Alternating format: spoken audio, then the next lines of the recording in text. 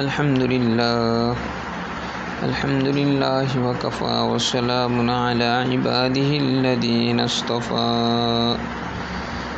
Amma ba'du fa a'udhu billahi minash shaitanir rajim. Bismillahirrahmanirrahim. Iqra' bismi rabbikal ladzi khalaq. Khalaqal insana min 'alaq.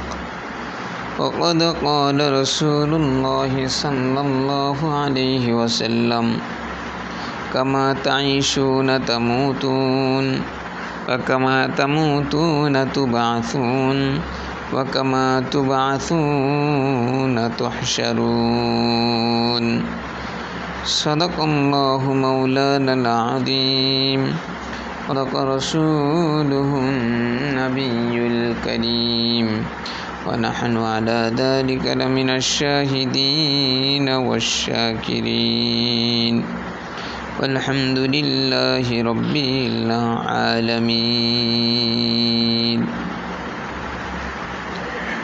আলহামদুলিল্লাহ, আল্লাহ জাল্লা শানুহুর দরবারে লাখো কোটি শুকরিয়া যে মহান আল্লাহ তাআলা আমাকে সহ তোমাদের সকলকে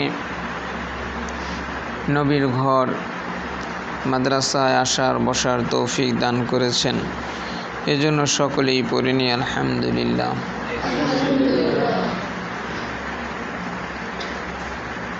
একটা বিষয় হলো যে ভালো আর মন্দ দুটোটা জিনিস আছে না, ভালো আছে মন্দও আছে। এখন মন্দ বিষয়টা এমন যে অনেক বড় ভালো বিষয়টাকেও সে কী করে দেয়, ধ্বংস করে দেয়। যেমন আমার তোমার ভিতরে ভালো গুণও আছে, আবার মন্দ গুণও আছে। হ্যাঁ, কী করলা, খাবার আনলা, নিজে না খায় কী করলা, টুকরাটা আর এক ভাইকে দিয়ে দিলাম, মাছের কিংবা গোস্তের টুকরাটা আর এক ভাইকে দিয়ে দিলাম, এটা ভালো গুণ না? আবার তুমি কি করলা, যে একজনকে বকা দিয়ে দিলা, হ্যাঁ, একজনকে বকা দিয়ে দিলা, কিংবা একজনের জিনিস তুমি না বললে তুমি নিয়ে গেলা, তাহলে এগুলো মন্দ গুণ না? হ্যাঁ, তাই ভালো আর মন্দ দুইটা বিষয় মানুষের ভিতরে আছে, কিন্তু এই দুইটা বিষয়ের ভিতরে যে মন্দ এমন একটা বিষয় যে তুমি সারা জীবন ভালো করছো, কিন্তু হঠাৎ করে ছোট্ট একটা মন্দ কাজ করছো, ওই মন্দ কাজেই তোমার পিছনের সব কিছু শেষ, পিছনের সব কিছু কি শেষ। উলামায়ে কিরাম এর উদাহরণ এভাবে দেন, মধু চেনো, মধু খাইছো? হ্যাঁ, আবদুল্লাহ খাইছে? হ্যাঁ হ্যাঁ, কয় গিরি, আবদুল্লাহ খাইছে? মাশাআল্লাহ মাশাআল্লাহ মাশাআল্লাহ। আর ঠিক ভালো করে পড়াই, তো খালি বসে থাকে, বসে থাকে।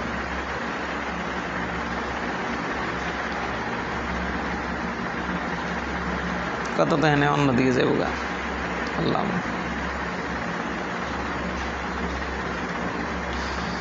তাহলে যে ভালো আর মন্দ, তাইলে মন্দ এমন একটা জিনিস যে অনেক বড় ভালো জিনিসকে কি করে দেয়, ধ্বংস করে দেয়।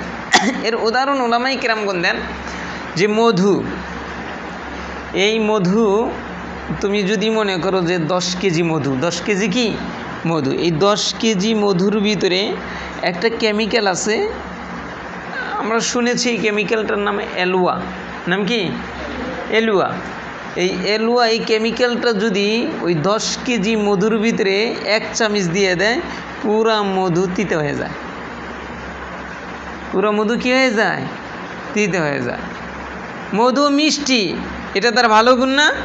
কিন্তু দেখো এই তিতা একটু সামান্য একটু জিনিস ওইটার সাথে মিশছে, কি হয়ে গেছে, হ্যাঁ, পুরা মধুর যে ভালাই ছিল সব ধ্বংস করে দিছে। সিগারিন দেখছো, সিগারিন, তোমরা সিগারিন চেনো? স্যাকারিন মনে করে এরকম একটা ডামের ভিতরে, এত বড় একটা ডামের ভিতরে যদি তুমি দুটুক স্যাকারিন ছেড়ে দাও, পুরা পানি মানে মিষ্টি হয়ে যাব। পুরা পানি কী হয়ে যাব? মিষ্টি হয়ে যাব। এই যে বর্তমান সময়ে বিভিন্ন আইসক্রিম, এই মিষ্টি জাতীয় কিছু বানায় না, সম্ভবত এর মধ্যে তো এগুলো মারে। সম্ভবত এগুলোর ভিতরে কি যারা অসাধু ব্যবসায়ী তারা এগুলা মারে। তো যাই হোক, আমার তোমার ভিতরে ভালো আছে, মন্দ আছে। তবে কেউ যদি এই মন্দটাকে ধ্বংস করে ভালাইকে কি করতে পারে, সে ভালাইয়ের উপরে জীবনটাকে পরিচালিত করতে পারে, তখন তার অবস্থা কিন্তু ভিন্ন রকম হয়ে যায়। তখন তার অবস্থা ভিন্ন রকম হয়ে যায়। তাই সেই অবস্থার দুইটা বিষয় তোমাদেরকে বলবো। একজন মানুষ যখন ভালো কাজ করতে করতে করতে করতে করতে করতে একটা স্তর পাওয়া যায়, একটা কি পাওয়া যায়? স্তর পাওয়া যায়। সেই স্তরের কথাই কিন্তু বলছিলাম, ওই যে গত জুমায় মনে হয় বলেছিলাম যে সুলতান আহমদ নানুপুরি রহমতুল্লাহি আলাই, হ্যাঁ, এরাই ছোট্ট বয়স থেকে আল্লাহ তাআলা তাদেরকে হয়তো ওলি হিসেবে কবুল করে নিছে, যার কারণে তাদের অবস্থা কি হয়েছে যে এক বাড়িতে দাওয়াত খাইতে গেছে, এখন কদু দিতে চায়। কি দিতে চায়? কদু দিতে চায়, কিন্তু কদু আর নেয় না।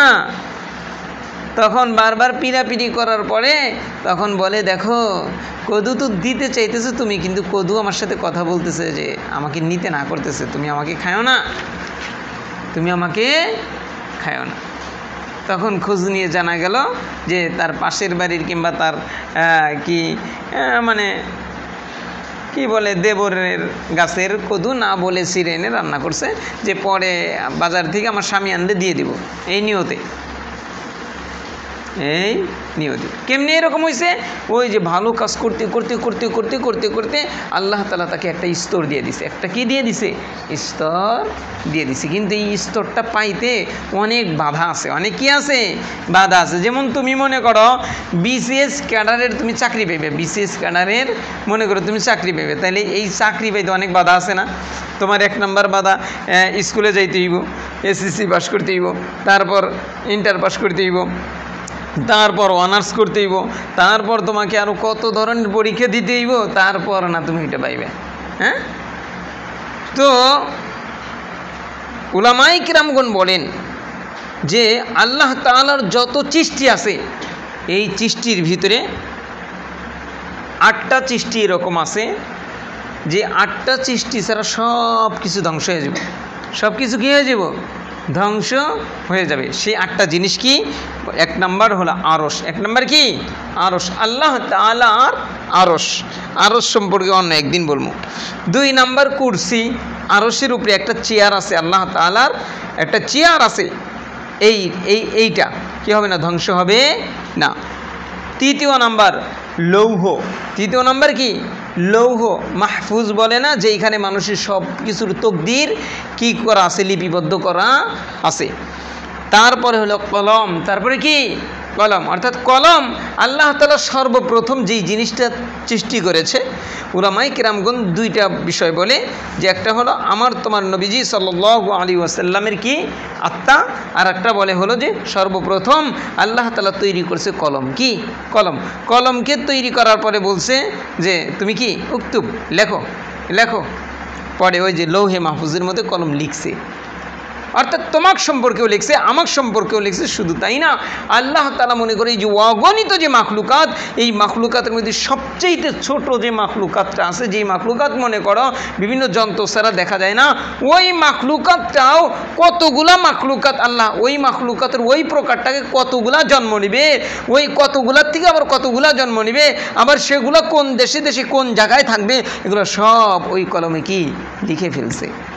এই যে চতুর্থ হলো কলম, আর 5 নম্বর হলো বেহেশত। 5 নম্বর কি? বেহেশত। 5 নম্বর কি? বেহেশত। আরে আজকে বেহেশতের জন্য আমরা পাগল না, আজকে বেহেশতের জন্য আমরা কি পাগল না। আমরা দেখো দুনিয়ার একটু টাকার জন্য কত পাগল না, দুনিয়ার একটু টাকার জন্য নিজের দেশ সেইরা কোন দেশে আমরা যাইতেছি, কিন্তু এই টাকা কি দুনিয়াতে থাকবে? থাকবে না, দুনিয়াতে থাকবে না।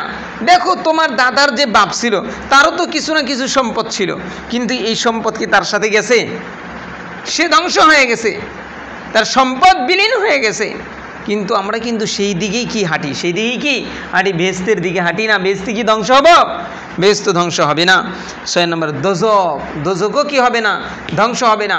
আমি আর তুমি যেই পাপগুলা করি, মনে রাখিও এই পাপগুলা তুমি অনেক সুন্দর করে দালান কোটা অনেক কিছু বানাইছো, এগুলা ধ্বংস হবে, কিন্তু তোমার এই পাপটা যদি তওবা না করে পাপটা থেকে যাবে। এই পাপটা কি থেকে যাবে? কারণ পাপের সাথে সম্পর্ক কিসের? দোজকের। পাপের সাথে সম্পর্ক কিসের?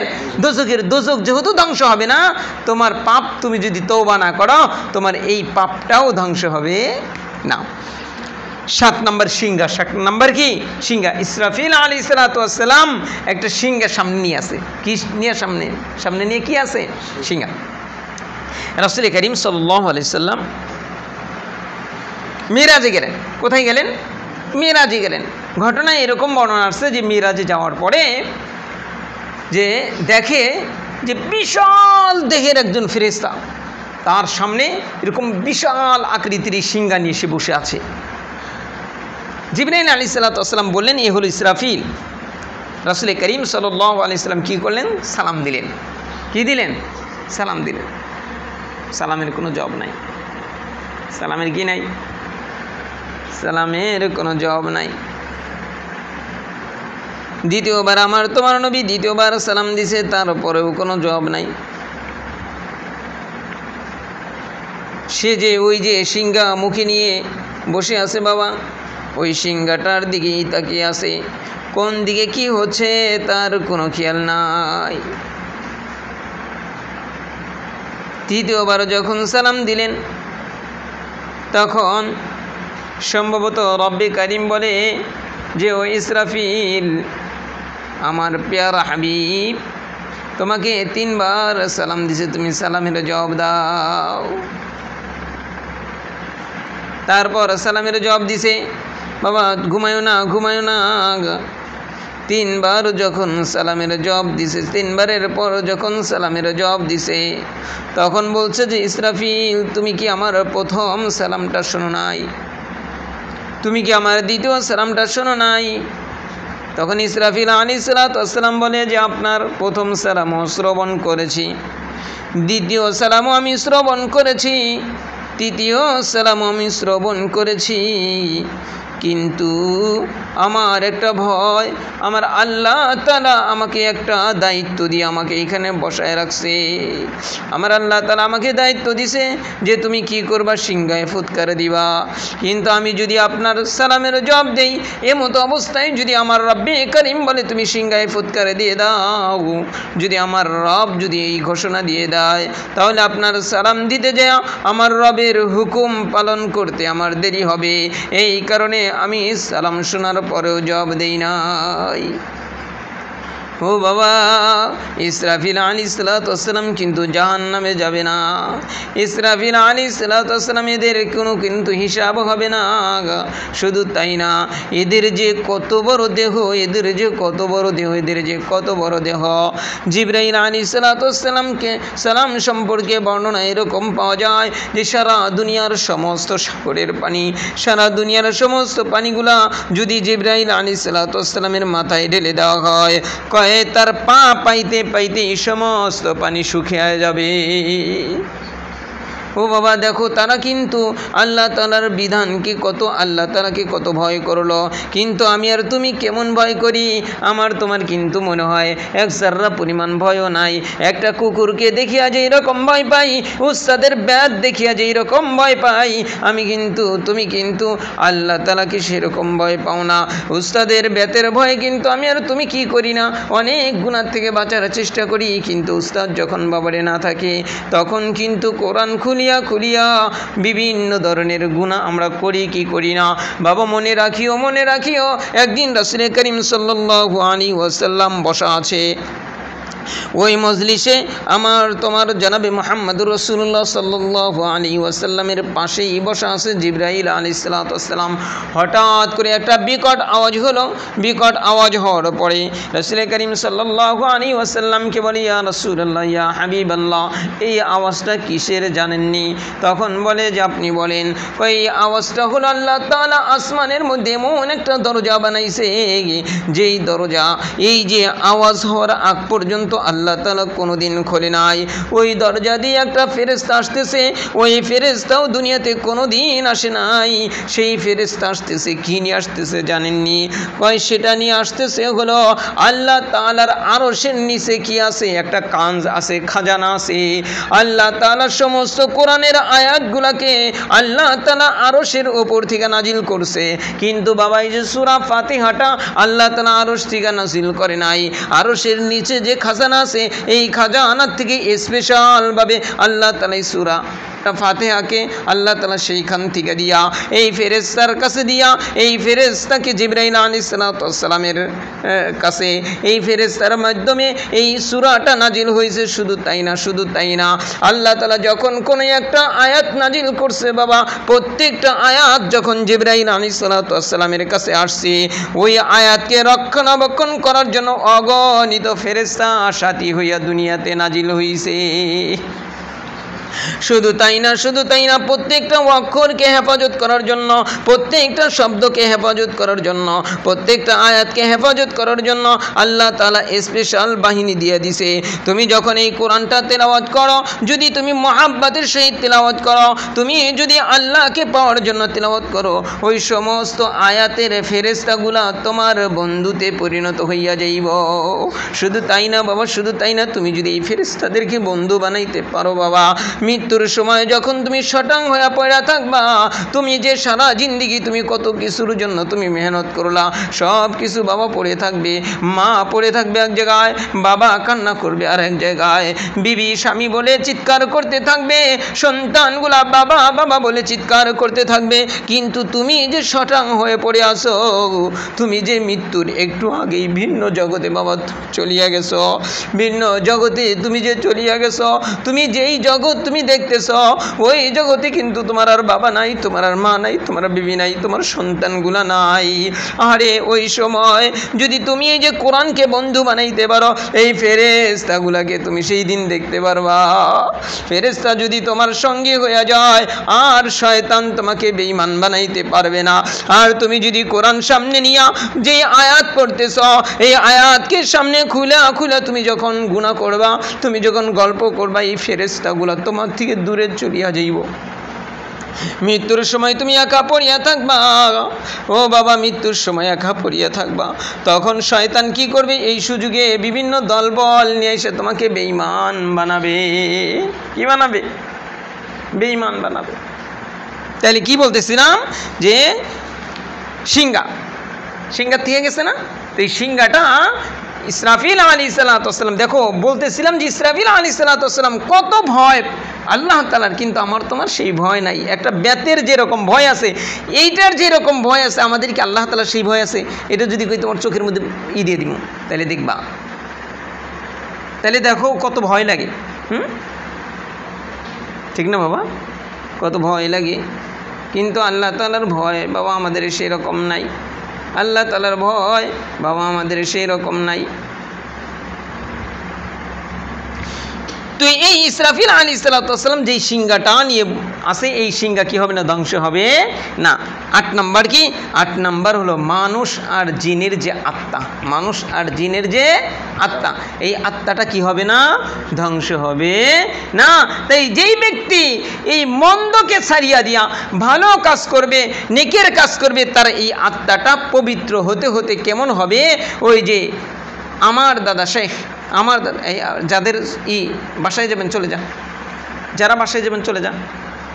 আমার যে দাদা শেখ সিলেটের নুরউদ্দিন গহরপুরী রহমতুল্লাহি আলাইহি, নাম কি?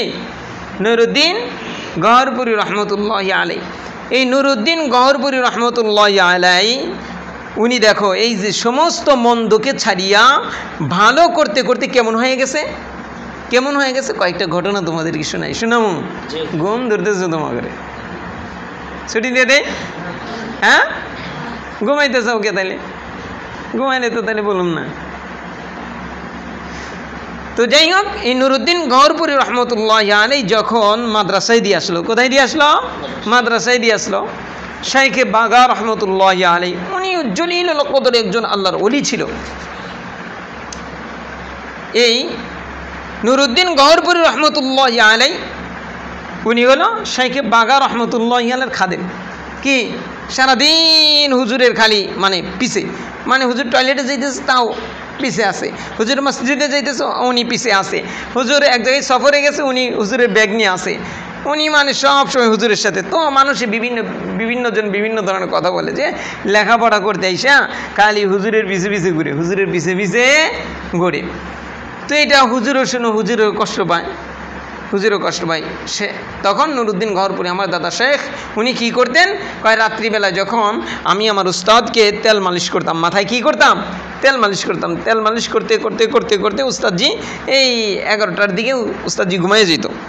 ঘুমায় গেলে আমি কি করতাম, আমি কিতাবটা নিয়ে কুরআনুল কারীম নিয়ে বাইরে বের হয়ে যেতাম। বাইরে যাইয়া আলো খুঁজতাম। কি খুঁজতাম? আলো খুঁজতাম। আলো খুঁজিয়া সেইখানে আমি 1-1.5-2 পৃষ্ঠা মুখস্থ করে ফেলাইতাম। 1-1.5-2 পৃষ্ঠা কী করতাম? মুখস্থ করে ফেলাইতাম। মুখস্থ করে আসতে আসতেই দেখতাম যে বুঝতাম যে এখন তাহাজ্জুদের সময় হয়ে গেছে। তো আসতাম, দেখতাম যে উস্তাদজি কেবল উঠতেছে, কেবল কি করতেছে? উঠতেছে, তাহাজ্জুদ পড়বে। তাহাজ্জুদ পড়তো, উস্তাদজি দাঁড়ায় যেত, আমি উস্তাদের পিছনে দাঁড়াইতাম। আমার তো রাত্রিবেলায় কোনো ঘুম নাই। ওই যে উস্তাদজি যখন ঘুমায় গেছে উনি কি করছে? কোরআন নিয়ে বাইরে বের হয়ে গেছে, কোরআনটা মুখস্থ করছে। আর আজকে তোমাদের অবস্থা কি বাবা? তোমরা কোরআন সামনে পায়া পড়ো না, কোরআন সামনে পায়া বসে থাকো। কিন্তু এই যে আমার দাদা সাহেব কত বড় আল্লাহর ওলি ছিল, আর সে যখন কোনো রাস্তা দিয়ে হাঁটতো পিছনে যদি শত শত গাড়ির লাইনও থাকতো তাও হরেন বাজতো না। কি বাজতো না? হরেন বাজতো না। আল্লাহ কত বড় আল্লাহর ওলি ছিল। এই নুরুদ্দিন গহরপুরী রহমতুল্লাহ আলাই বলেন যে আমার রাত্রিবেলায় ঘুম নাই, উস্তাদজি তাহাজ্জুদের নামাজে দাঁড়ায় যাইত, আমি উস্তাদের পিছনে সাইডে তাহাজ্জুদের নামাজে দাঁড়ায় যাইতাম। উস্তাদজি নামাজ পড়তো, নামাজের মধ্যে কাঁদতে কাঁদতে উস্তাদজি বেহুশ হয়ে যাইত। আজকে বাবা তোমাদের কি, আমাদেরই যে অবস্থা, আমাদের হুজুরা খালি ফোন নিয়ে দেয়, আমরা খালি ফোন নিয়ে দেয়। শাইখে বাগা রহমতুল্লাহ আলাই উনি তাহাজ্জুদের নামাজে কাঁদতে কাঁদতে কাঁদতে কাঁদতে প্রায় বেহুশ হয়ে যেত। মোনাজাতের মধ্যে এমনভাবে হাতটা উঠায়া এমনভাবে মোনাজাত করত, মনে হইতো যেন আল্লাহ তাআলার আরশ ধরিয়া ধরিয়া দোয়া করতেছে। এই অবস্থায় আমি ঘুমে যখন টিকতে পারতাম না, আমি পড়িয়া যাইতাম। আমার উস্তাদে মোহতারাম শাইখে বাগা রহমতুল্লাহ আলাই কী করতো? পাও দিয়া লাগতেই তো, আর বলতো যে বলদটা খালি ঘুমায়, বলদটা খালি ঘুমায়। কিন্তু উনি কি ঘুমাইছে রাত্রে? উনি কি ঘুমাইছে? এইভাবে আমার কয়েক মাস চলিয়া গেল, প্রায় বছরও চলিয়া গেল, আমার কোনো ঘুম নাই। আমি কোরআন নিয়ে বড় মেহনত করি, আমি উস্তাদের খেদমত করি, কিন্তু আমার শরীর আর কুলাইল না। একদিন আমি নামাজের মধ্যে দাঁড়াইয়া গেলাম, কিন্তু আমি ঘুমিয়ে আর টিকতে পারলাম না। আমি নামাজটা সারিয়া দিলাম আর বললাম আর লেখাপড়া করবো না, আমি বাড়িতে চলে এলাম। পলায়া বাড়িতে আসলো নুরুদ্দিন গহরপুরী রহমতুল্লাহ। পালান করিয়া যখন আমি বাড়িতে আসলাম, আমার উস্তাদে মোহতারাম শাইখে বাগা রহমতুল্লাহ আলাই স্বপ্নে দেখতেছে রাসূল করিম সাল্লাল্লাহু আলাইহি ওয়াসাল্লামের নাতি হুসাইন আহমদ মাদানী রহমতুল্লাহ আলাই স্বপ্নে আমার ছাত্র নুরুদ্দিনকে হাদিসের কিতাব পড়াইতেছে। স্বপ্ন যখন আমার উস্তাদে মোহতারাম দেখছে, সে দৌড়ায় আমার বাড়িতে চলে আসছে। কোথায় আসছে? বাড়িতে এসে বাড়ির বাইরে থেকে ডাকতেছে, নুরুদ্দিন, ও নুরুদ্দিন তুই আয়, আমি তোকে আর মারুম না, আমি আর তোকে মারুম না। আমি উস্তাদের সাথে আমি সেই দিনই চলে আসলাম। চলিয়ে আসার পরে আমি এমনভাবে পড়া শুরু করলাম আর উস্তাদের খেদমত করলাম। উস্তাদ আমার প্রতি খুশি হইয়া উস্তাদ আমাকে নিজে নিয়ে দেওবন্দ মাদ্রাসায় আমাকে হুসাইন আহমদ মাদানী রহমতুল্লাহ আলাইহির কাছে ভর্তি করিয়া দিল।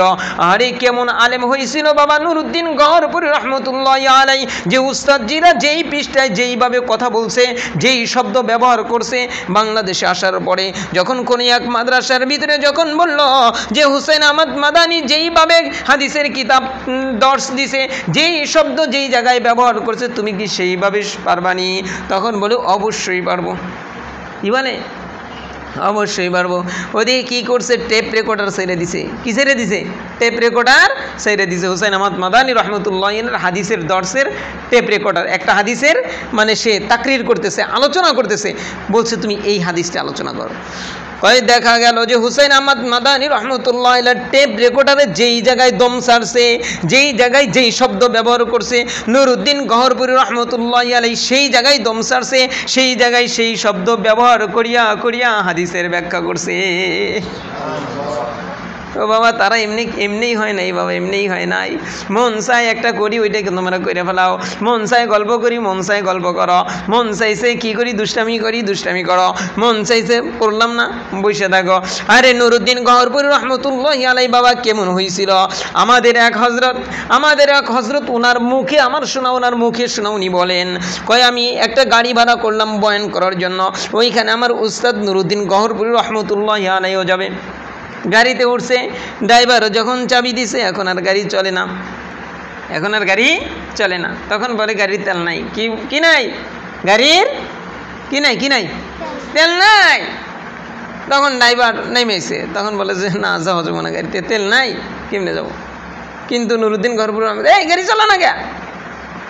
সে কিতাব মোতালা করতেছে হয়তো, আর বলতেছে এই গাড়ি চালাও না কে। কিন্তু ড্রাইভার তো আমাদের ওই হজরতের সাথে আলোচনা করতেছে, না তেল নাই। আরে হুজুর বলছে চাবি দে, চাবি দে। আরে চাবিটা যখনই ঘুরানি দিছে, সঙ্গে সঙ্গে কি হয়ে গেছে? সঙ্গে সঙ্গে স্টার্ট নিছে। কয় 30 কিলোমিটার এই গাড়ি তেল ছাড়া চলছে। আমার ওই হজরতের মুখে আরও শুনছি, আমাদের ওই হজরতের মুখে শুনছি, কয় যে আমি রেল স্টেশনে আমার একটা ইয়ামাহা মোটরসাইকেল ছিল, বের করে, কি করে? বের করে। কয় এরকম একটা মোটরসাইকেল আমার কাছে ছিল, এটা কেসা মনে হয়েছে। আল্লাহ আল্লাহ আল্লাহ।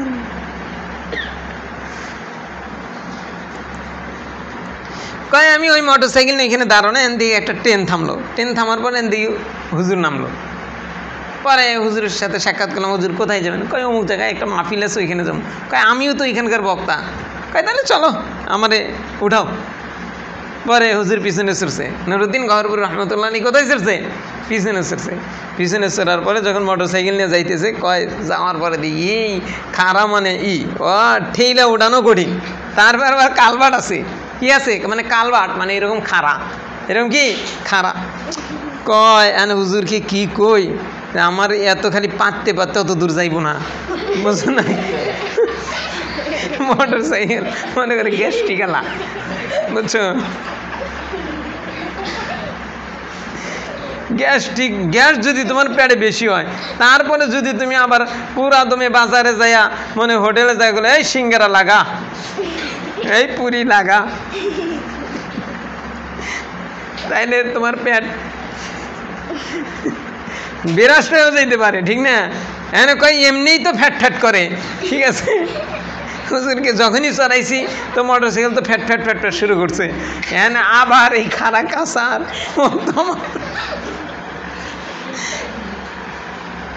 কই ও তোমার মোটরসাইকেলে কাম হবো না।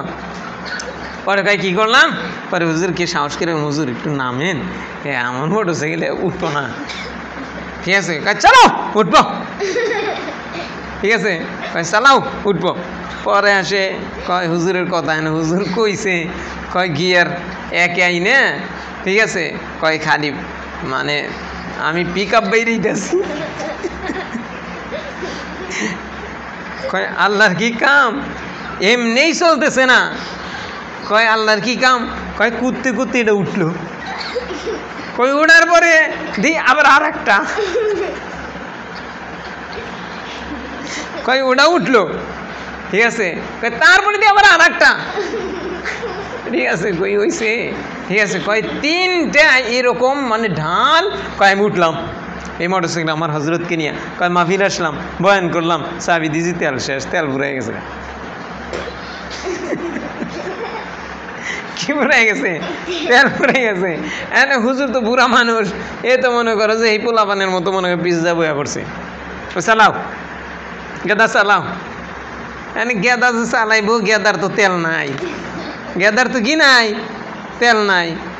কি করে হুজুর গেছে চালাও, কয় চাবি মারলাম দিয়ে বুর বুর করে মোটরসাইকেল চলে।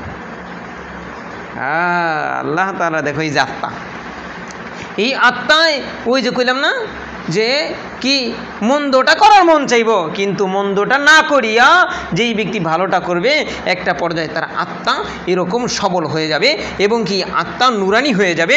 যখন নুরানি হয়ে যাবে তখন সে ওলি আল্লাহ হয়ে যাবে, তখন সে কে কি বলতেছে ও বুঝতে পারবে। ওই যে নানপুরি হুজুর রহমতুল্লাহ আলাইহি কদুতে কথা বলছে, কদুতে কি বলছে, কথা বলছে, বুঝাইতে পারছি? তাই এই আত্মাকে পবিত্র করিয়া রাসূল করিম সাল্লাল্লাহু আলাইহি ওয়াসাল্লামের সাথে জান্নাতে যাইতে 3টা গুণ অর্জন করতে হবে। কয়টা গুণ? কয়টা গুণ? 3টা গুণ। নাম্বার, অন্তরটা হিংসা মুক্ত থাকতে হবে। কি মুক্ত থাকতে হবে? অন্তরটা হিংসা মুক্ত থাকতে হবে, কারো প্রতি হিংসা করা যাবে না। 2 নাম্বার, জবান মিথ্যা মুক্ত হতে হবে, জবানে মিথ্যা কথা বলা যাবে না। হায় হায়, এখন তো এটা কেচ্ছা মনে হয়ে গেছে। কমনি? হ্যাঁ, গম ধরছে তোমার? মনে হয় গম ধরছে। এটা কইলে অনেক বড় কেচ্ছা থাকে, এটা কইলাম না। হ্যাঁ, গম ধরে নাই কেচ্ছা কমো? আচ্ছা, কইতে খালি আহমদুল্লাহ কয়, তোমরা তো কিছু কও না।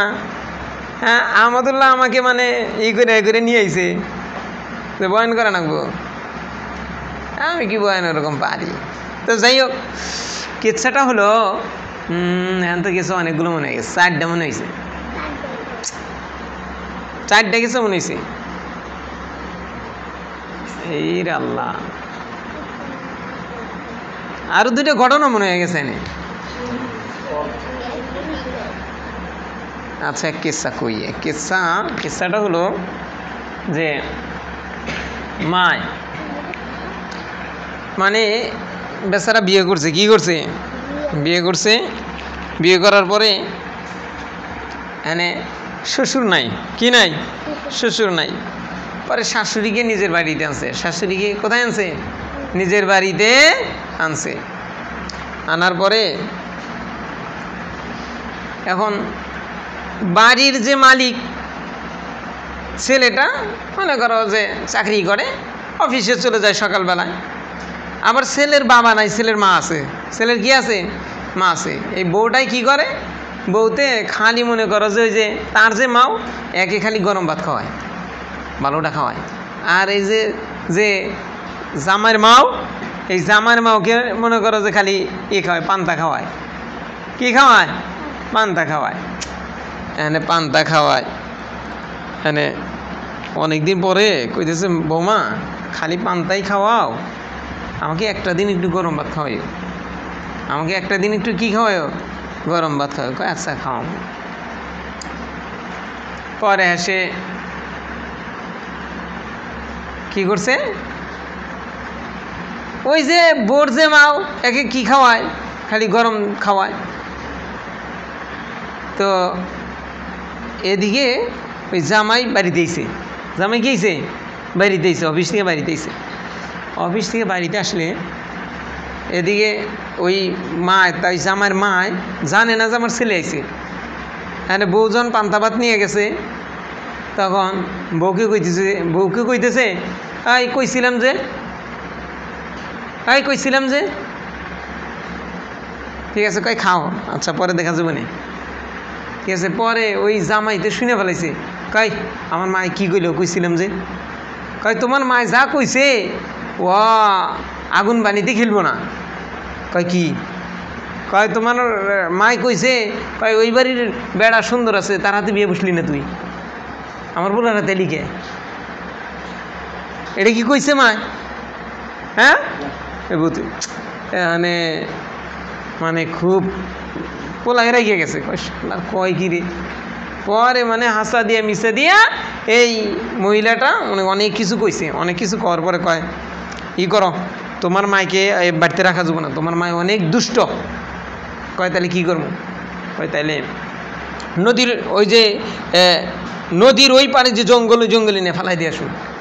আচ্ছা ঠিক আছে ন তাই করুন, যেহেতু মা আসলেও যাই রে দুষ্ট, ঠিক আছে একে আসলে ঘুরে মুড়ে রাখা যাব না।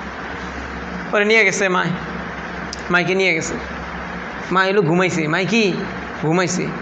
তো নৌকায় কি করছে, ওই যে মাই যে মনে করো যে চকির উপরে শুয়েছিল না, এই চকি সহ নৌকায় উঠেছে। নৌকায় উঠাইয়া কি করছে, ওই নদীর ওপার নিয়ে রাখছে, নদীর ওই পার নিয়ে রাখছে। রাইখে যখন আসতেছে তখন হঠাৎ করেই দেখে পুরা আকাশটা কালো মেঘাচ্ছন্ন হয়ে গেল, কালো মেঘাচ্ছন্ন হয়ে গেল। এই অবস্থা দেখিয়া মানে গ্রুম গ্রুম আওয়াজ করতেছে।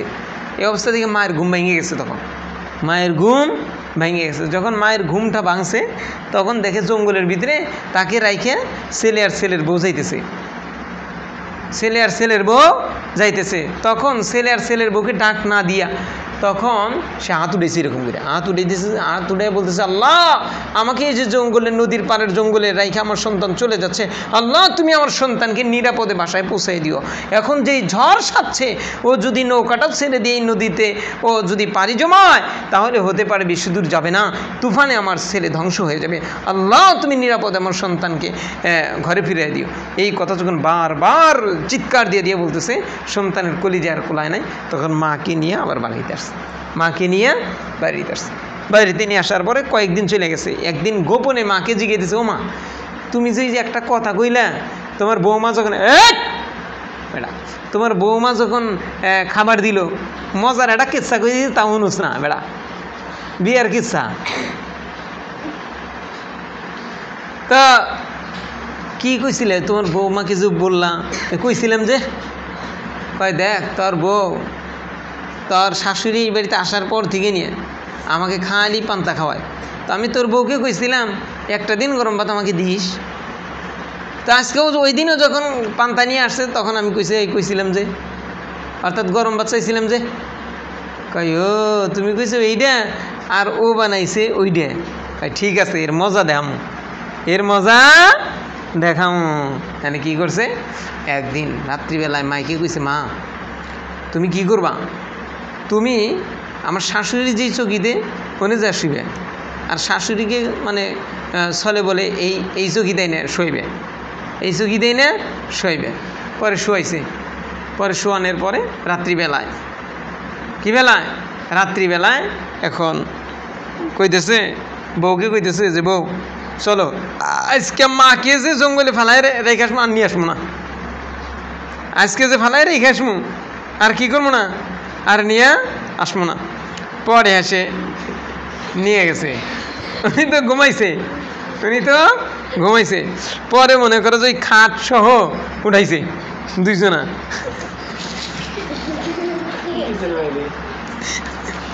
বুঝছো, ওই খাট সহ উঠাইছে। পরে খাট সহ যখন উঠাইছে, উঠানোর পরে পরে নিয়ে যাইতেছে, নিয়ে যায় মনে করো যে নিয়ে রাইখাইছে, কি করছে রাইখাইছে। রাইখে আসার পরে এখন নৌকা ছাইড়ে দিছে। ওই দিন আর কোনো ঝড় বৃষ্টির কোনো নাই, যে নৌকা ছাইড়ে দিছে। নৌকা ছাইড়ে দিলে এখন জামাইতে আইল ধরছে, জামাইতে আইল ধরছে। আর বউতে মনে করো এই যে এরকম করে দাঁড় বাইতেছে, এই যে এমনি করে করে বইটা পায় আগে ছিল, দেখছো কি, হ্যাঁ এরকম করে বইটা পায়, এটা কয় দাঁড় বাবা, বুঝছো, মানে এই যে এইদিকে করে এরকম করে বসবো, বড় বইটা থাকবো, এই নৌকার এক সাইডে এরকম থাকে, এই জায়গায় বান্ধা থাকে, ওই বইটা দিয়ে দিয়ে এবার করে করে বায়, বুঝছো। মানে বউতে দাঁড় বাইতেছে আর কইতেছে যে স্বামীর মাকে রাইখা যায়, রঙের বইটা বাইয়া যায়, স্বামীর মাকে রাইখা যায়, রঙের বইটা বাইয়া যায়। কিন্তু আসলে কি স্বামীর মাকে রেখে গেছে, হ্যাঁ স্বামীর মাকে রেখে গেছে। স্বামীতে আবার কইতেছে, স্বামীতে আবার কইতেছে কয় বাড়ি গিয়া, বাড়ি যাইয়া দেখ গিয়া কারমা আছে কারমা নাই, কারমা আছে কারমা নাই।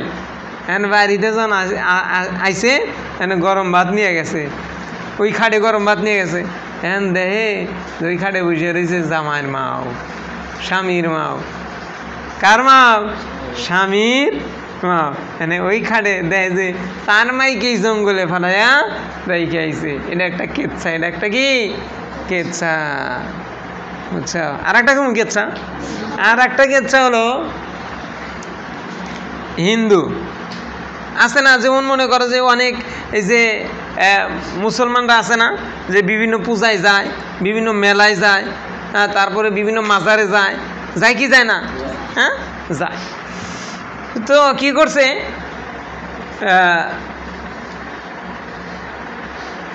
এক হিন্দু ভোগ নিয়ে যাইতেছে।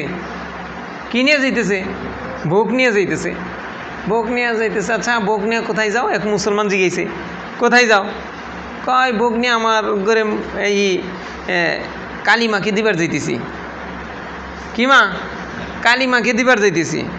কয় আচ্ছা ঠিক আছে। আর একদিন দেয় এই মুসলমান সে একটা মোরগ নিয়ে যাইতেছে। কি নিয়ে যাইতেছে? কয় মোরগ নিয়ে যাইতেছে। কয় মোরগ নিয়ে কোনে যাও? কয় বাবার দরবারে যাইতেছি। কার দরবারে? বাবার দরবারে যাইতেছে। গেছে ভোগ দেওয়া লিয়ে কাকে? কালী মাকে। ওই যে মনে করো জিব্বা শুয়ে থাকে, দাও না, আবার 2-3 জন মনে করো পাড়া দিয়ে বগিরে থাকে, বুঝে না? কয় এই কালী মাকে ভোগ দিয়ে পারছে। কয় তুমি কি কোনে যাও? কয় আমি যাইতেছি আমার বাবার দরবারে। কিসের দরবারে? বাবার দরবারে। কয় ও, তোমাদের ধর্ম আর আমাদের ধর্ম সামান্য একটু বেশ কম। মানে মুসলমানকে ওই হিন্দুতে কইতেছে, কয় তোমাদের ধর্ম আর আমাদের ধর্ম সামান্য একটু বেশ কম। কয় কি সেটা? কয় তোমগোটা খারা আর আমগোটা শুই না। কয় তোমার বাবা খারায়, তোমার বাবা কি করে? খারায়, আর আমগোটা হলো শুয়ে থাকে। কয় এইটুক তফাৎ। কিছু কিছু মুসলমানের ধর্ম এতটুকুই তফাৎ, বুঝো নাই? এতটুকুই কি তফাৎ। বুঝছো কি বুঝছো না আল্লাহ তো ভালো জানে। আর একটা কমু কিচ্ছা, হ্যাঁ, ওটাও আর এক হিন্দু, এক মুসলিম, একই মুসলিম। উনি মনে করো যে সফরে গেছে। কিসে গেছে? সফরে। সফরে যায় এক জায়গায় যাইতে যাইতে যাইতে যাইতে একটা জায়গায় কী হয়েছে, একটা জায়গায় যায় মানে রাত হয়ে গেছে। রাত হইলে মানে আর কোনো বাড়ি ঘর পায় না, একটা বাড়ি পাইছে। বাড়ি পাওয়ার পরে তখন দরজায় লক করছে। নক করার পরে বলতেছে যে ভাই, আমি একজন মুসলিম, তো আমাকে একটু থাকতে দেওয়া যাবে না? আমি তো মুসাফির মানুষ। ভাই তুমি তো মুসলিম শেখ, আমরা হলো হিন্দু, তোমাকে বাড়িতে সুবিধা দেওয়া যাবে না। তো যেহেতু তুমি মুসাফির মানুষ, চলো আমাকে ওই যে আছে মন্দির ঘর, সেইখানে তোমাকে থুয়ে আসি। পরে কয় ঠিক আছে, আমাকে থুয়ে আসেন, সেইখানেই থুয়ে আসেন। পরে মন্দির ঘরে রয়েছে আর কইছে যে এই শেখ, আমার মন্দিরের আমার কালিমার যদি কিছু হয় তাহলে কিন্তু তোমার খবর আছে, তাহলে কিন্তু তোমার কি আছে? খবর আছে। আচ্ছা ঠিক আছে, সেটা পরে দেখা যাবে না। পরে মনে করে কি করছে, পরে যাওয়ার পরে এনে হিন্দু তো আয়ে পড়ছে। ওই মুসলিম সে কয় শালার মানুষ কেমনে করে এই মূর্তির পূজা করে। কি করছে, ও যায় মনে করে কালিমার কাছে যা শুইছে। কালিমার কাছে যা শুইয়া মানে কালিমার মাথার সোজা এরকম করে পা উঠে দিয়ে মনে করে শুয়ে রয়েছে, বুঝছো? শুয়ে রয়েছে। পরে এদিকে ওই হিন্দু স্বপ্নে দেখতেছে। হিন্দু কি দেখতেছে? স্বপ্নে দেখতেছে তার কালিমায় তাকে স্বপ্নে দেখাইতেছে, এই তুই এমন শেখকে আমার কাছে এনে তুই গেলি, এ আমার পাও আমার মাথার উপর দিয়ে উঠে দিয়েছে। তাড়াতাড়ি এর একটা কর, নাহলে কিন্তু তোর সকালবেলা তোর গোষ্ঠী ধ্বংস করে দিব। ঠিক আছে। পরে এসে তাড়াতাড়ি দুশ্মনে উঠছে, উঠে যায় দে হাসাই তো শেখ একবার ওর মাথা সোজা পাও দিয়ে বইরে শুয়ে রয়েছে। পরে এসে যায় এই তুমি কি করছো এই পাওটা নামাও। ও আচ্ছা পাও কি তোমার মূর্তির উপরে গেছে? হায় হায়, ঠিক আছে পাও নামাইছে। এই আর কিন্তু করিস না। আচ্ছা আর করবো না।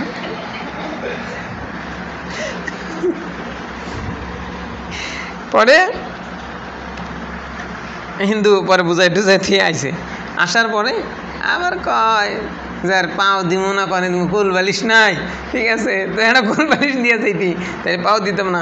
পরে আবার 2 পা উঠে দিয়ে হয়ে রয়েছে।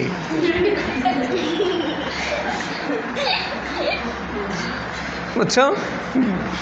এদিকে আবার স্বপ্নে দেখতেছে, কারণ ওই যে জানিয়া ভাবে ওইটাই তো স্বপ্নে দেয়। এ তো ভাবতেইছে যে না জানি মানে আমার মূর্তি আমার কালিমার সাথে কিও করতেছে, ঠিক আছে, এ তো এটা নিয়ে ভাবতেছে, ওই স্বপ্নে দেখছে, দেখতেছে যে এবারও পাও উঠে দিয়ে শুয়ে রয়েছে, ঠিক আছে। পরে আবার গেছে লাঠি লুঠি নিয়ে যায়, তোমার পা ওঠাও ভেঙে দিব, তুমি আমার মূর্তির উপরে পাও দিচ্ছে, ঠিক আছে।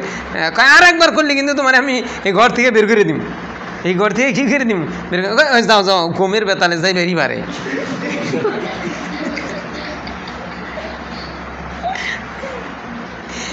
পরে কয় আচ্ছা ঠিক আছে তাহলে যাও, এবার আর যাবো না। আবার শোয়ার পরে আবার একবারে মনে করো সে নিজেই কালির উপরে শুয়ে রয়েছে, এন আর নিচে হুম না, এন উপরে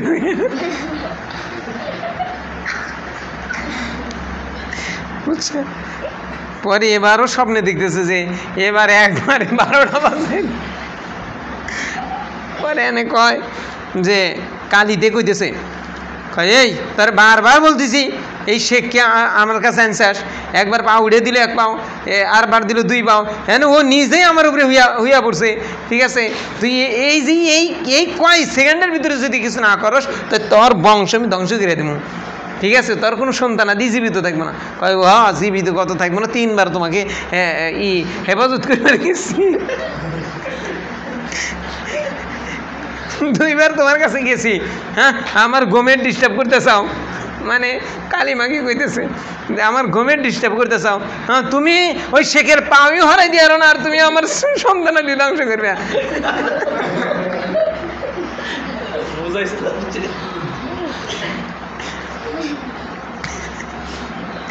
বুঝছো নি, এটা একটা কিচ্ছা, এটা একটা কি কিচ্ছা, বুঝছো। তারপরেও সেই কালী এগুলার কি করে, পূজা করে কি করে না, তারপরেও মানুষ আমরা বুঝি না। বুঝাইতে পারছি কি? হ্যাঁ, কিচ্ছাটা ভালো লাগছে? হ্যাঁ, কিচ্ছাটা সত্যিই ভালো লাগছে? আচ্ছা, সত্যিই যদি ভালো লাগে থাকে, দুনিয়াতেই যে কত সুন্দর হাসলা, আরে হাসার পরেই কিন্তু কান্দা আছে, হাসার পরেই কি আছে বাবা, হাসার পরেই কিন্তু কান্দা আছে। যেমন দুনিয়ার তুমি নিজাম দেখবা যে এই ব্যক্তি এই যে মাদ্রাসার পড়ার কষ্ট সহ্য করতে পারে না, ভালো লাগে না, কান্দে, কি করে কান্দে, পরে লেখাপড়া বাদ দিয়া বাড়িতে যায় সোনারে ঘুরে ফিরে খায়, ভালোই মজা লাগতেছে, ভালোই কি লাগতেছে, মজা লাগতেছে। কিন্তু শোনা মজা না, কিছুদিন যাক, তারপরে যখন তুমি বিয়ে শাদী করবা, যখন সন্তানাদি হবে, তখন বুঝবা সাজাটা কেমন লাগে। কেমন হাসলা তো শোনা, আজকে তোমরা হাসলা, কিন্তু ওই যে ফিলিস্তিনের দিকে তাকায়া দেখো শোনা, ফিলিস্তিনের কথা জানো কি জানো না? হ্যাঁ জানো? ফিলিস্তিনে বাবা কয়েকদিন আগে একটা ঘটনা ঘটছে, 12 বছরের একটা বাচ্চা, কত বছরের বাচ্চা, 12 বছরের একটা ছেলে, মা হারাইছে, বাবা হারাইছে, মাও হারাইছে, বাবাও হারাইছে, এমতো অবস্থায় এখন তার ঘর বাড়ি ধ্বংস হয়ে গেছে। এখন এই ছেলেটা রাস্তায় ঘুরে কিন্তু পেটে যদি কিছু না থাকে, ঘোরা কতক্ষণ ঘোরা যায়, তখন শুনলো গাজার অমুক জায়গায় খাবার বিতরণ করতেছে। সেইখান থেকে কয়েকদিন যাবৎ কিছু খায় না, সেই না খাওয়া ব্যক্তিটা, না খাওয়া ওই বাচ্চাটা 12 কিলোমিটার হাইটা সেই খাবারের কাছে চলিয়ে গেছে।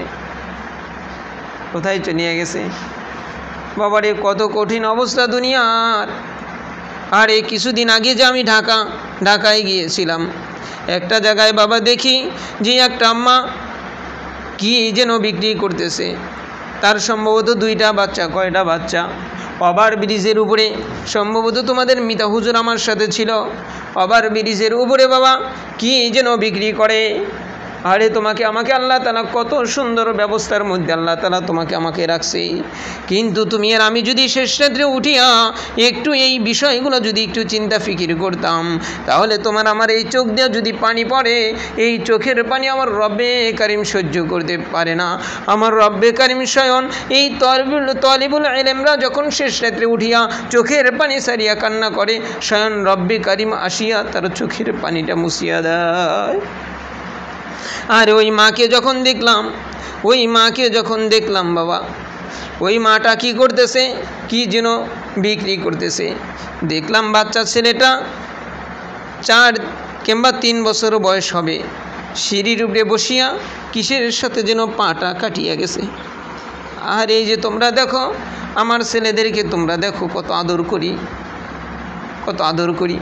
এই যে আহমদুল্লাহর মাথাটা কেটে গেছিল, কত চিকিৎসা কত কিছু, কিন্তু ওই মায়ের তো হয়তো ওরকম কিছু নাই। আরে ছোট্ট বাচ্চাটা ওইখানে পা কেটে গেছে, নিজেই চিপের একটা ব্যাগ দিয়ে ওই রক্তগুলা মুছতেছে। আর একটা ছোট বাচ্চা, যেটা ওই ছোট বাচ্চাটা কি করছে, ওই ওভার ব্রিজের একবারে নিকটে যায় কি জানি টুকাইতেছে। আমি তখন বললাম যে মা, এই যে আপনার বাচ্চাটা পড়ে যেতে পারে। ওই মাটা খালি এমনি করে একটু তাকাইলো, কিন্তু কিছুই বলল না। আরে বাবারে দেখো তাদেরও জীবন আর আমার তোমারও জীবন আল্লাহ তাআলা তোমাকে আমাকে কত সুন্দর অবস্থায় রাখছে। আমি আরও একটা জায়গায় দেখছি সম্ভবত এই কালামপুরে। আরে প্রচণ্ড রৌদ্রের ভিতরে দাঁড়ায় থাকা যায় না, আবার চতুর্দিক দিয়ে ধুলাবালু আসে। এই অবস্থায় দেখি মাটা বরকা পড়া আর একটা বাচ্চা, ওই তো 2 বছর কিংবা 2.5 বছর হবে, কোন হোটেল থেকে যেন একটা খাবারের একটা প্যাকেট নিছে। ওই রৌদ্রের মধ্যে সেইখানে বসিয়া ওই মা তার বাচ্চাটাকে খাওয়াইতেছে। আর এই কঠিন অবস্থার থেকে বাবা আমাকে তোমাকে কত সুন্দর অবস্থার ভিতরে আল্লাহ তাআলা কিন্তু রাখছে।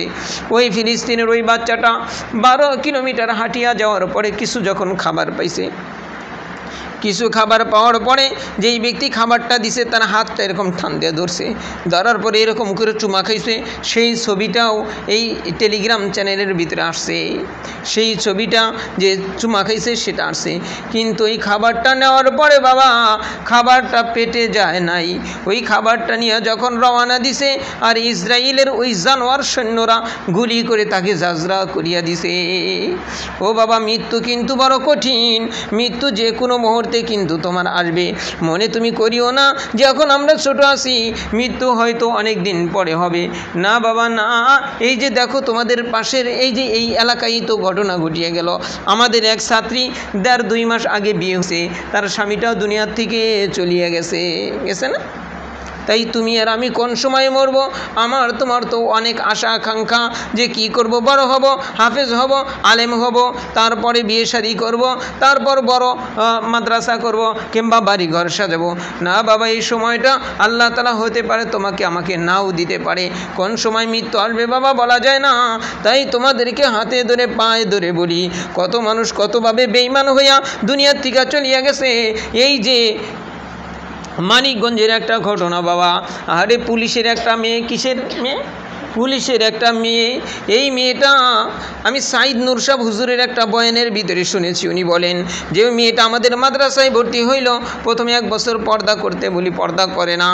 দ্বিতীয় বছর বয়ানের কারণে এমনভাবে সে পর্দা শুরু করিয়া দিল। পুলিশের বাড়ি মনে করো, তাহলে পুলিশের বাড়ি কেমন বাড়ি? ওটা কি পর্দার বাড়ি হয়? হ্যাঁ, এই বেচারি মানে 5 ওয়াক্ত নামাজ এত সুন্দর করিয়া পড়ে, আর তাহাজ্জুদের নামাজে রোনাজারি করে। শুধু তাই না 24টা ঘন্টাই ধরা চলে বাড়িতে, শুধু রাত্রিবেলায় ঘুম যায় বরকাটা খুলিয়া, হিজাবটা খুলিয়া। তাছাড়া 24 ঘন্টায় তার রুমের ভিতরে ওই বরকা আর হিজাব পরিয়া থাকে। তার দাদিতে বলছিল যে এই তুই কি মরবি নি, গরমে তুই তো মরিয়া যাবি। দাদি রে, আরে এই দুনিয়ার গরম কিছু না, ওই জাহান্নামের গরম তো এর চেয়েও কোটি গুণ কঠিন হবে। তাই আমি ওই জাহান্নামের আগুন আমি সহ্য করতে পারবো না। আমি নিজে বেপরদায় চলিয়া আমি এই জাহান্নামের আগুনের উপযোগী আমি হতে পারবো না। আরে দেখো একটা মেয়ের ভিতরে কীরকম বুঝ ঢুকিয়া গেছে, আর তোমার আমার ভিতরের অবস্থা কি? তোমার আমার ভিতরের অবস্থা কি? তাই শোনারে তোমাদেরকে আমি পায়ে ধরে কই, নিজেরা গুণামুক্ত জিন্দিগি বানাও, নিজেরা গুণামুক্ত জিন্দিগি বানাও, আর নিজেরা একটু মনোযোগ দিয়ে লেখাপড়া করো। করবা কি করবা না? হ্যাঁ, আল্লাহ তাআলা আমাকে তোমাদের সকলকে এই কথাগুলো দিল দিয়ে বুঝে আমলের তৌফিক দান করে। আজকে তোমাদের এই পর্যন্ত, ঠিক আছে? অনেক রাত হয়ে গেছে, তোমরা খানা খাও নাই, ছেড়ে দিলাম, নচেত অনেকগুলো বিষয় মনে হয়েছিল।